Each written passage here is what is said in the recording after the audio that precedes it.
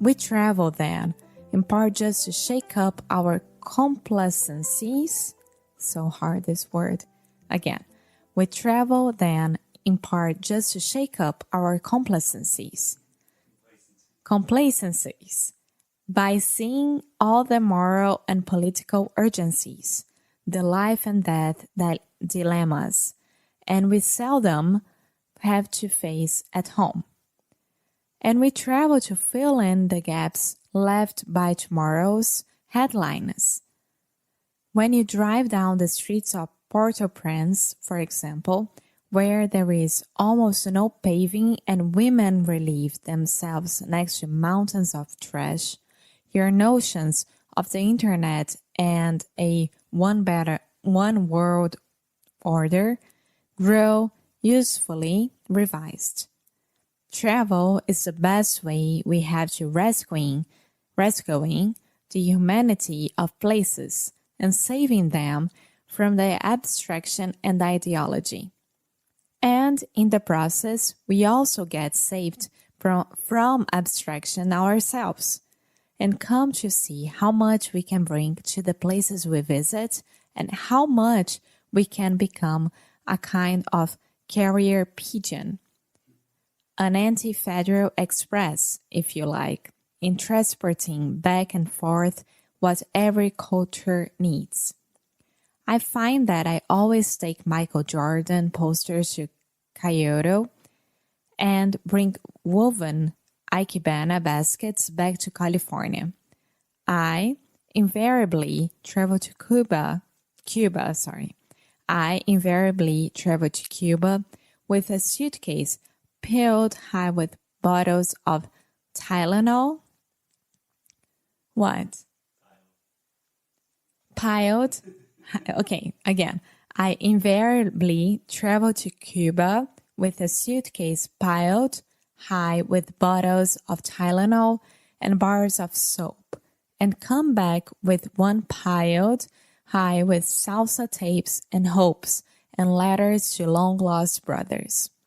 But most significantly, we carry values and beliefs and news to the places we go. And in many parts of the world, we become walking video screens and living newspapers, and the only channels that can take people out of the censored limits of their homelands. Enclosed and impoverished places like Pagan or Lhasa or Havana, we are the eyes and ears of the people we meet, their only contact with the world outside, and very often the closest, quite literally, they will ever come to Michael Jackson or Bill Clinton. Not the least of the challenges with travel, therefore, is learning how to import and export dreams with tenderness. By now, all of us have heard too often the old Proust. By now, all of us have heard too often the old Proust line about how the real voyage. No, it's really hard to say. How do I say it? Voyage. Okay, again. By now, all of us have heard too often the old Proust line about how the real voyage of discovery consists not in seeing new places, but in seeing with new eyes. Yet, one of the subtler beauties of travel is that it enables you to bring new eyes to the people you encounter. Thus, even as holidays help you appreciate your own home more, not least by seeing it through a distant admirer's eyes, they help you bring newly appreciative, distant eyes to the places you visit. You can teach them what they have to celebrate as much as you celebrate what they have to teach. This, I think, is how tourism, which so obviously destroys cultures, can also resuscitate or revive them, how it has created new traditional dances in Bali and caused craftsmen in India to pay new attention to their works. If the first thing we can bring to Cubans is a real and balanced sense of what contemporary America is like, the second and perhaps more important thing we can bring them is a fresh and renewed sense of how special are the warmth and beauty of their country for those who can compare it with other places around the globe. Thus, travel spins us around in two ways at once.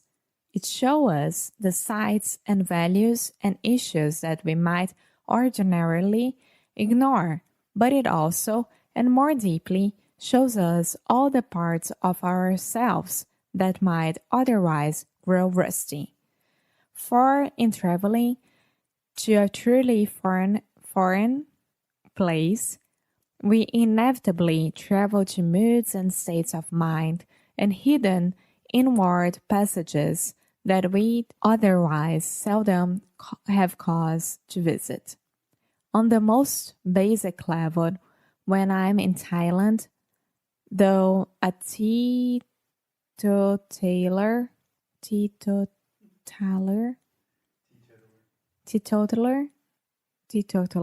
who usually goes to bed at 9 p.m., I stay up till dawn in the local bars, and in Tibet, though not a real Buddhist, I spend days on end in temples listening to the chants and sutras. I go to Iceland to visit the lunar spaces within me, and in the uncanny quietude and emptiness of that vast and treeless world, to tap parts of myself generally obscured by chatter and routine. We travel then in search of both self and anonymity.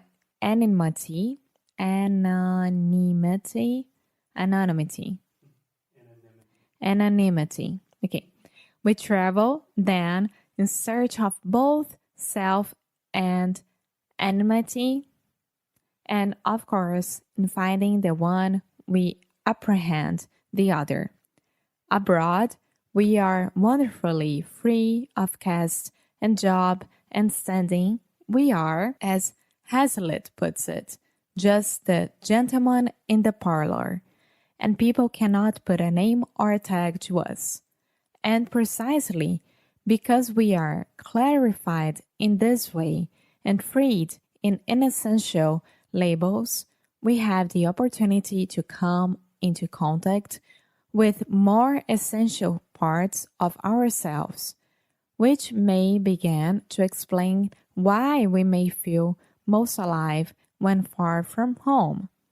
Abroad is a place where we stay up late, follow impulse, and find ourselves as wide open as when we are in love.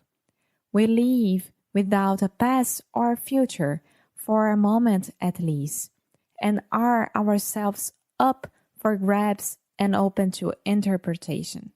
We even may become mysterious to others at first, and sometimes to ourselves, and as no less a dignitary than Oliver Cromwell once noted, a man never goes so far as when he doesn't know where he's going.